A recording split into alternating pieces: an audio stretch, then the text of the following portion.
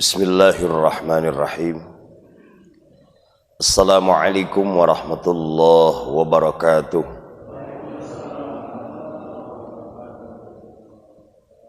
Alhamdulillahilladzi arsala rasulahu bil huda wa dinil haqq liyudhhirahu 'alad dini kullih walau karihal kafirun walau karihal musyrikun. Wa kafa billahi syahida. Asyhadu an la ilaha illallah wa asyhadu anna Muhammadar Rasulullah. Allahumma salli wa sallim wa barik ala nabiyyina Muhammadin wa ala alihi wa ashabihi. Amma ba'du, ayyuhal hadirun, usikum wa iyaya bitaqwallah wa ta'atih la'allakum tuflihun. Alhamdulillah, puji dan syukur kita panjatkan kehadirat Allah Rabbul Ghafur atas rahmat dan inayahnya. Setelah kita melaksanakan salat subuh yang dilanjutkan dengan ta'lim, mudah-mudahan ini merupakan bagian dari rizki yang tak ternilai, karena salah satu rizki yang besar ketika kita diberi kesempatan oleh Allah dan dimampukan untuk melaksanakan titah perintahnya dilandasi dengan keikhlasan. Mudah-mudahan kita dimampukan Allah untuk senantiasa beramal, amalnya amal soleh, amal solehnya yang diridhoi Allah, amal yang diridhoi Allahnya ikhlas, dan ikhlasnya juga istiqamah. Ternyata yang membuat para malaikat rindu dengan orang-orang yang beramal saleh, ikhlas dan istiqamah. Semoga kita termasuk bagian yang dirindukannya. Salawat serta salam semoga senantiasa dilimpahkan kepada Nabi Muhammad sallallahu alaihi wasallam, yang senantiasa kita menjadikan beliau sebagai uswah dan qudwah di dalam setiap aspek kehidupan. Siapapun kita, apapun profesi kita, pasti Nabi Muhammad sallallahu alaihi wasallam sudah mendapatkan sertifikat uswah hasanah dari Allah Subhanahu wa taala. Jamaah rahimakumullah, kadang kita kesulitan untuk melakukan sesuatu kalau tidak punya contoh. Tidak semua tukang bangunan punya kemampuan untuk membangun sebuah rumah atau apapun namanya tanpa adanya contoh. Sampai ada yang namanya teknik sipil, ada yang namanya arsitek. Itu untuk memberikan contoh dan panduan di dalam pelaksanaan pekerjaannya. Sehingga jangankan salah total, salah satunya saja menyalahi contoh yang telah ditetapkan, itu bisa nggak dibayar. Atau bukan hanya masalah nggak dibayar, tapi juga fatal, menyangkut keselamatan dalam penggunaan hasil daripada pekerjaannya. Begitu pula kita sebagai hamba Allah yang jelas mendapatkan tugas hidup dari Allah, yaitu untuk beribadah. Wa ma khalaqtul jinna wal insa illa liya'budun. Tidaklah aku ciptakan jin dan manusia melainkan agar jin dan manusia beribadah kepada Allah. Sebagai panduannya, Allah turunkan kitab suci Al-Quran untuk Nabi Muhammad dan umatnya.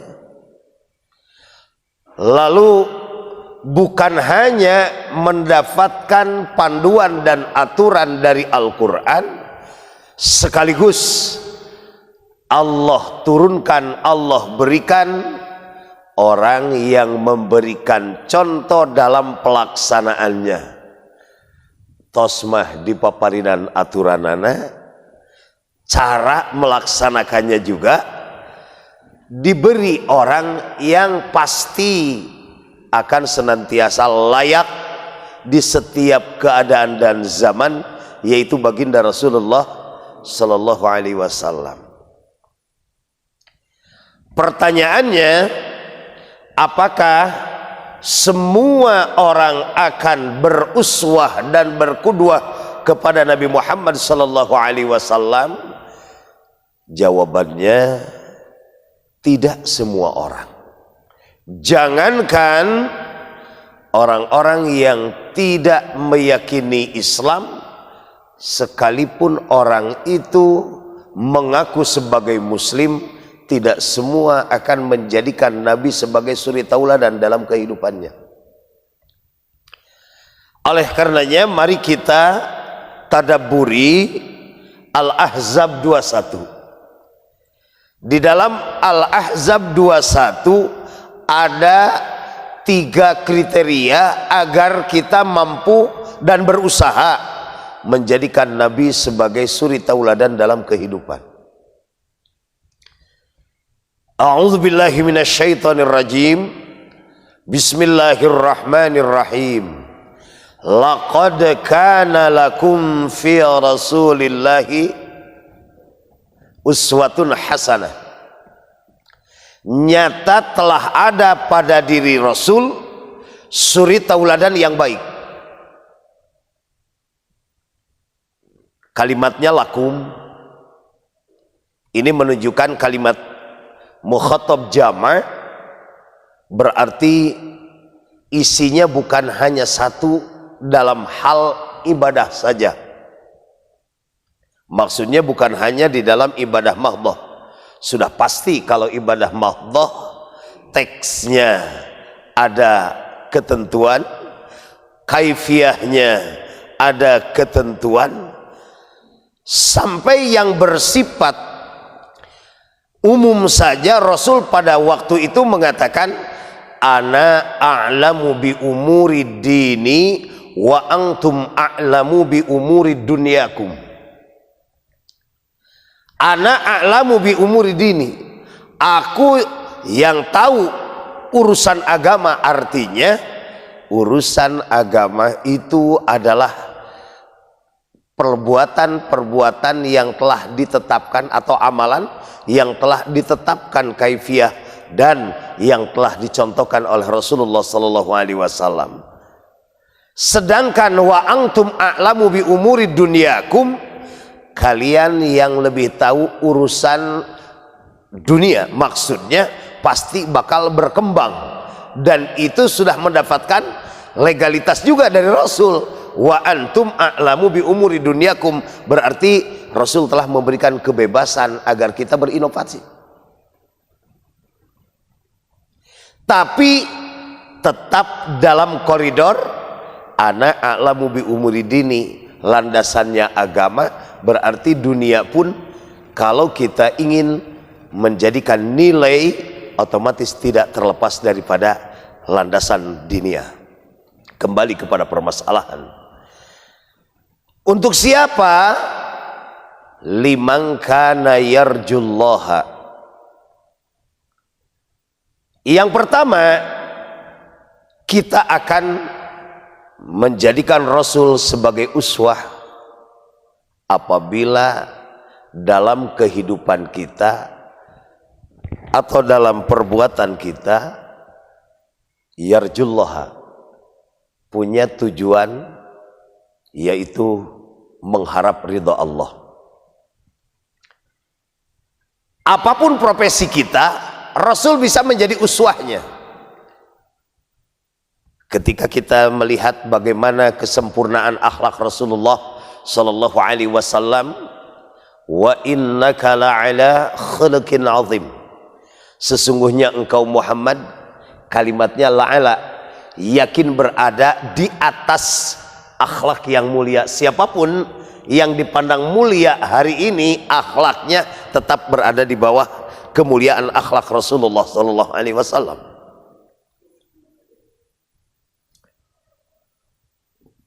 Sidik,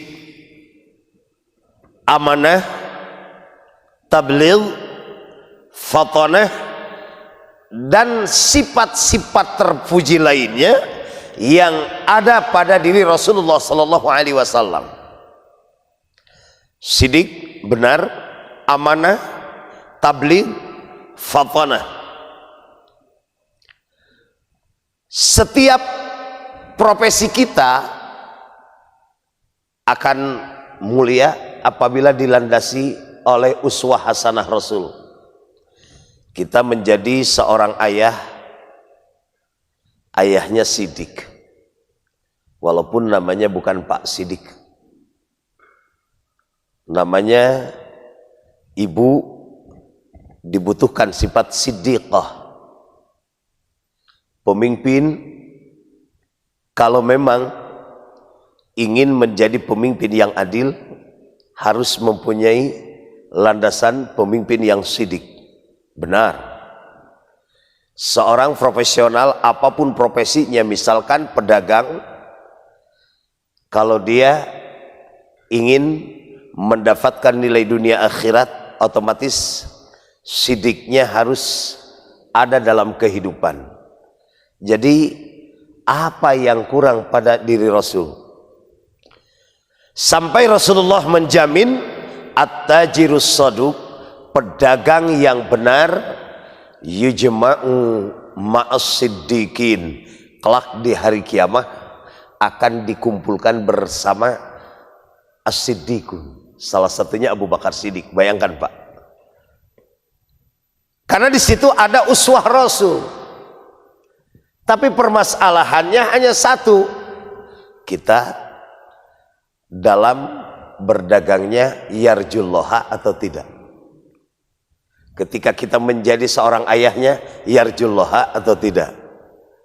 Ketika kita menjadi seorang pemimpin, yarjullaha atau tidak. Karena memang tidak semua mau untuk melakukan perbuatannya beruswah kepada Rasul. Jadi modal utamanya kembali ke tauhid, yarjullaha. Oleh karenanya, ketika kita mau melakukan sesuatu, apapun pekerjaan akan diukur. Kita ada tujuan yarjullaha atau tidak. Memang untuk yarjullaha itu banyak sekali hal-hal yang harus kita perhatikan. Salah satunya khulusun niyah, yaitu meluruskan niat sebelum kita melakukan sesuatu. Karena an-nihayah tu'tabaru bi'tibaril bidayah. Hasil akhir itu sangat dipengaruhi juga oleh niatan awalnya. Kalau niatan awalnya sudah yarjullaha, walaupun dalam perjalanannya yang namanya setan itu kan ada saja, tapi kita punya ukurannya, tujuan berangkatnya, niatnya sudah yarjullaha, tujuannya juga marlotillah. Maka otomatis yang akan dijadikan contoh dan idola di dalam pelaksanaannya adalah Rasulullah Shallallahu Alaihi Wasallam. Karena tidak mungkin kita mendapatkan ridha Allah tanpa mengikuti jejak langkah Rasulullah Sallallahu Alaihi Wasallam. Memang akhlak sidik ini gampang untuk dikatakan, tapi untuk mempertahankan sidik satu saja. Kita punya istri, punya suami, punya anak. Di situ untuk mempertahankan sidik dari orang tua kepada anak, sidik dari suami kepada istri, sidik dari istri kepada suami dalam satu hari saja Pak, kita bisa merasakan di tengah-tengah sidiknya itu kadang kizibnya juga ada atau nyaris banyak. Hal yang sederhana yang yang sebetulnya kita kalaupun tidak dusta, tidak bersiko, tapi kadang-kadang godaannya itu ada saja. Anak kita tanya, "Pah mau kemana?" Dikarenakan kita ribet kalau anak kita ikut, kalau kita menjawab dengan sejujurnya, kita misalkan mau ke supermarket, pasti anaknya itu mau ikut, sementara kita terburu-buru waktu. Udah di situ aja, papa mau ke teman papa, biasanya upami nyebatkan ke teman papa mah baru dah kita mau ikut. Tapi kalau ke tempat perbelanjaan itu yang enggak segitu aja kita harus diselingi dengan kizib. Wajar kalau Rasulullah Shallallahu Alaihi Wasallam menjamin as-sidku yahdi ilal birri wal birru yahdi ilal jannah wal kizbu yajurru ilal fujur wal fujur yajurru ilal nar. Sidik itu akan mendorong manusia, akan memberikan petunjuk untuk melakukan kebaikan. Karena ketika kita sidik, otomatis merupakan landasan atau dasar untuk melakukan kebaikan dan kebaikan.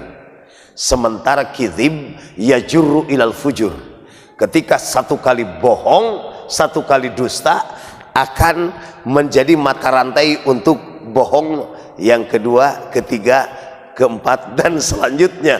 Bahkan untuk menutupi kebohongan ini dibuat lagi narasi bohong yang lainnya. Mah mau kemana? Ya mau arisan Pak. Oh iya, hati-hati di jalan. Alhamdulillah. Yang namanya sudah kumpul sama teman, ternyata bukan hanya arisan.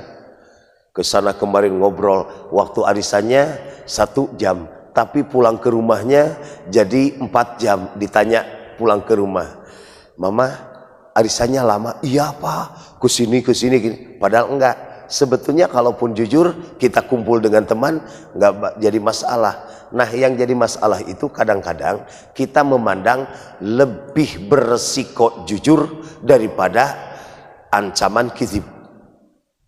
Padahal kalau kita lihat di dalam perawi atau sanad hadis saja, terindikasikan ada satu kebohongan, itu sudah tidak bisa menjadi landasan kesahihan sanad. Sementara di dalam kehidupan kita, kadang kizib itu sudah menjadi konsumsi atau kebiasaan harian kita. Jadi kalau istighfar kita minimal beristighfar dari kizib saja itu sudah hebat Pak. Dan ketika istighfarnya sadar bahwa kita itu pernah kizib. Salah satu contoh, bukan hanya kizib kepada makhluk, kizib kepada Allah. Kadang di dalam doa iftitah kita ada janji inna salati wa nusuki wa mahyaya wa mamati lillahi rabbil alamin. Sesungguhnya hidupku, sesungguhnya salatku, nusukku, hidupku, matiku lillahi rabbil alamin. Tapi dalam kenyataannya masih ada, bahkan sering kita hidup ittiba'ul hawa, mengikuti hawa nafsu kita, bukan mengikuti Allah subhanahu wa ta'ala. Berarti ini kizib yang tidak terasa ya Pak. Kizib yang tidak terasa tetapi terbiasa. Seorang ayah juga sama, seorang ibu, bahkan ketika kita menjadi seorang pedagang, kenapa mesti kita berkata bohong? Padahal tidak ada orang yang memaksa kita untuk menyatakan atau menyampaikan modal usaha kita. Pak berapa ini, ibu berapa? 100.000, 80.000 bisa. Neng dari sananya juga belum dapat, padahal dari sananya 65. 65 Gak usah bohong, karena kita juga di dalam bermuamalah, di dalam berdagang tidak harus menyampaikan atau memberitahukan modal usaha kita, karena itu urusan kita. Yang penting di situ tidak ada ghurur, dan ketika transaksi ada antarodin, saling ridho, tapi juga tidak ada ghurur. Oleh karenanya akhlak baginda Rasulullah SAW akan senantiasa dijadikan uswah hasanah. Satu, apabila di dalam aktivitas kita, di dalam perbuatan kita, yarjullaha, berharap ridho Allah Subhanahu wa ta'ala. Syaratnya Al-Kahfi ayat terakhir, faman kana yarju liqa'a rabbi, barang siapa yang berharap untuk berjumpa dengan Allah, ridho Allah, falyamal amalan salihah, beramalah dengan amal saleh, wala yusyrik biibadati rabbih ahada, dan jangan mensekutukan Allah di dalam beramal dengan sesuatu apapun. Dengan kata lain, ikhlas. Kriteria ikhlas, lurus tujuannya sesuai dengan perintah Allah, benar dalam pelaksananya sesuai dengan contoh Rasulullah Sallallahu Alaihi Wasallam. Ini yarjullah. Mudah-mudahan setiap aktivitas kita punya niatan yarjullaha, yarjullaha, yarjullaha. Ini nilainya luar biasa. Ketika ada yarjullaha, tidak ada profesi yang hina selama itu benar menurut Allah dan Rasulnya, juga lurus tujuannya. Yang kedua, kita akan menjadikan Nabi sebagai uswah hasanah apabila bukan hanya sekedar yarjullaha, tapi iman wal yaumal akhir, sadar alladzina yusaddiquna biyaumiddin, orang-orang yang membenarkan dan meyakini bahwa semua amalan itu akan bermuara di akhirat. Wajar kalau banyak orang yang menyindir Nabi, melecehkan Nabi, memperolok-olokkan Nabi. Jawabannya sekarang kita tahu, kalau tidak iman kepada Allah, dia tidak iman kepada hari akhir. Yang dimaksud dengan tidak iman kepada hari akhir, salah satunya dia tidak sadar bahwa kehidupan kita bukan hanya di dunia, tapi semua amal perbuatan kita, inna ilaina iyabahum summa inna alaina hisabahum, semua akan kembali kepada Allah dan ujung-ujungnya akan dihisab. Di mana dihisabnya? Di akhirat nanti, di mana semua amalan kita tidak ada yang luput dari catatan dan dari penilaian. Ma yalfidhu min qaulin illa ladaihi raqibun atid.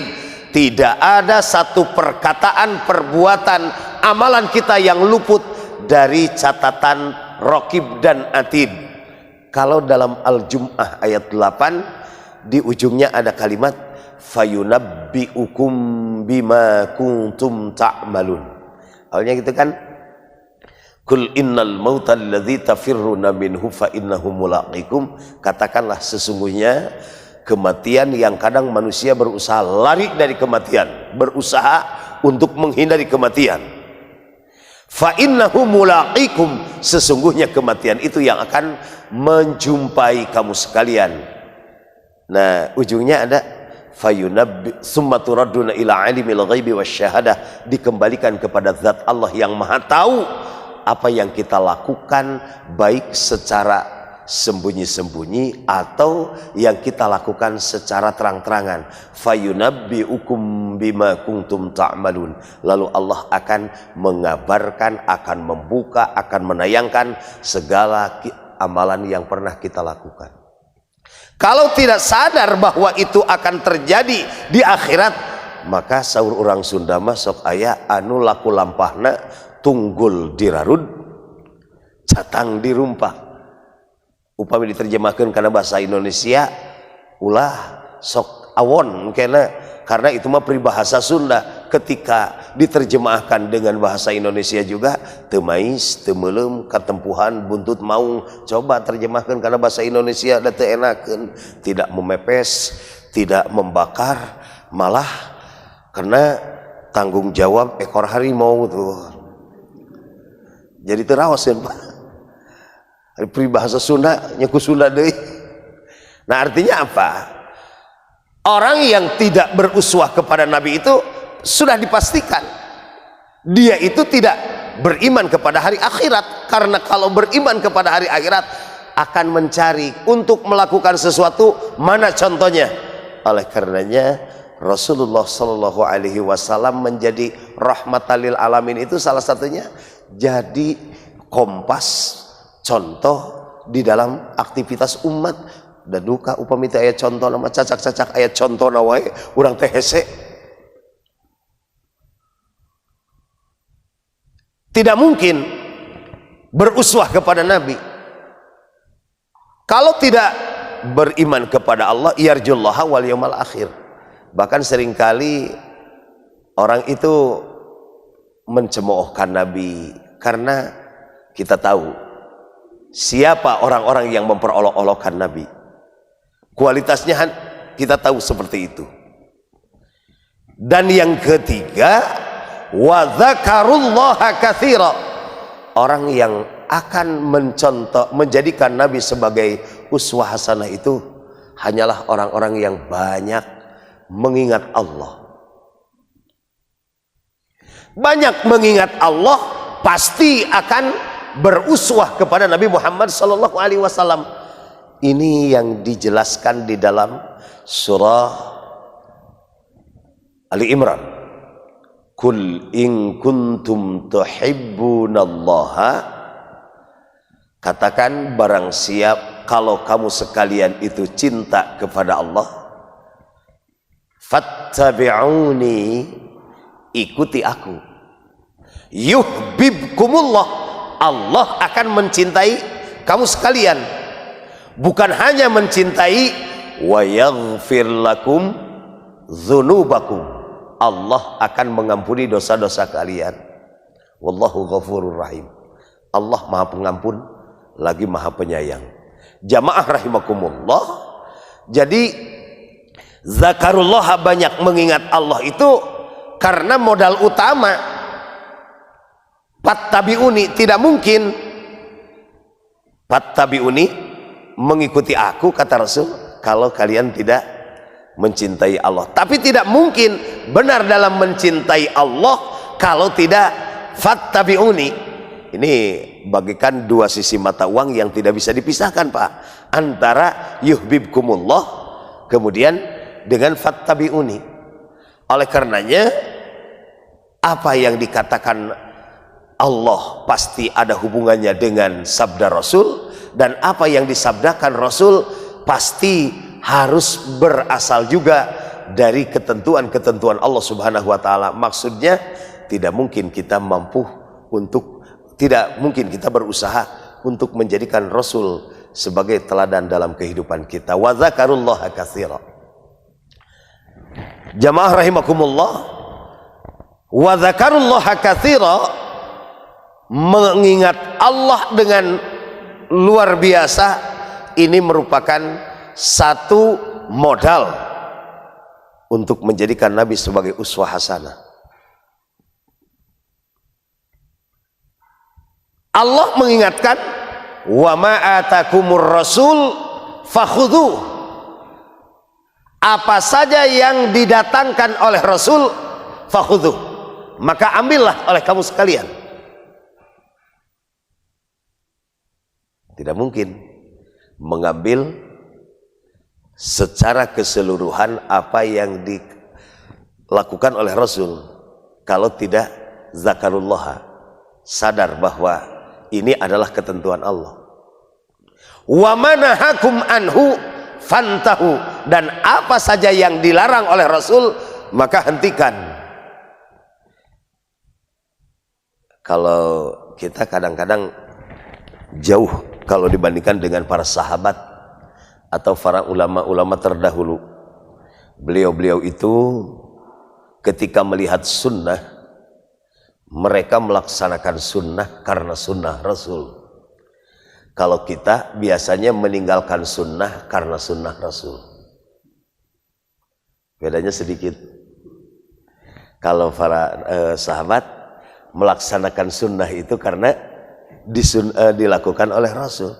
Kenapa saum hari Senin? Kenapa saum hari Kamis? Karena dilakukan oleh Rasul, maka aku juga melaksanakan. Bapak saum enggak, karena saum Senin itu kan sunnah. Sedikit bedanya. Kalau mereka itu melaksanakan sunnah karena sunnah. Kalau kita meninggalkan sunnah karena sunnah. Melaksanakan sunnah karena sunnah. Beliau-beliau itu selalu menjadikan Rasul sebagai idola. Dan apa yang Rasul katakan, apa yang Rasul lakukan selalu menjadi panduan dalam kehidupannya. Walaupun nilainya belum sampai ke taraf wajib. Lalu bagaimana dengan kita? Meninggalkan sunnah karena sunnah. Kenapa meninggalkan sunnah karena sunnah? Nauzubillahi min dzalik. Kalau dikatakan tidak, insya Allah jangan sampai. Paling kurang, yarjulohana kurang. Iman kepada hari akhirnya kurang. Zakarullah kasironya kurang. Itu sudah pasti. Tapi bukan enggak. Mudah-mudahan kurang. Artinya kalau kurang bisa ditingkatkan. Yarjullah wal yaumal akhir wa zakarullah akan mendorong semangat kita untuk melaksanakan sunnah Rasulullah sallallahu alaihi wasallam. Saya melakukan ini karena Rasul melakukan. Nah, dengan demikian sudah dipastikan Rasul itu tidak ada kurangnya untuk memandu umat meraih ridho Allah dalam melaksanakan tugas. Syarat umatnya yarjullaha wal yaumal akhir wa dzakarullaha katsira. Mudah-mudahan bermanfaat kajian di pagi hari ini, karena banyak orang yang mempertanyakan kenapa begitu sulit untuk menjadikan Rasul sebagai suri tauladan. Jawabannya Al-Ahzab 21. Untuk merefleksikan diri kita, untuk muhasabatun nafsi kita. Mudah-mudahan bukan tidak ada, tetapi kalaupun ada masih kurang yarjullahnya wal yaumal akhir wa dzakarullaha katsira. Demikian yang dapat saya sampaikan. Mohon maaf tidak sampai jam 6 karena ada perjalanan rada tebih. Mudah-mudahan bermanfaat. Kita akhiri dengan doa. Allahumma inna nas'aluka ilman nafi'a wa rizqan wasi'a wa shifaan min kulli da'in birahmatika ya arhamar rahimin. Allahumma anfa'na bima 'allamtana wa 'allimna ma yanfa'una wa zidna ilma warzuqna fahma wa zidna ilma warzuqna fahma wa zidna ilma warzuqna fahma birahmatika ya arhamar rahimin. Walhamdulillahi rabbil alamin. Kita akhiri dengan kifarat majlis. Subhanakallahumma wa bihamdika asyhadu an la ilaha illa anta astaghfiruka wa atubu. Wal afu minkum. Assalamualaikum warahmatullahi wabarakatuh.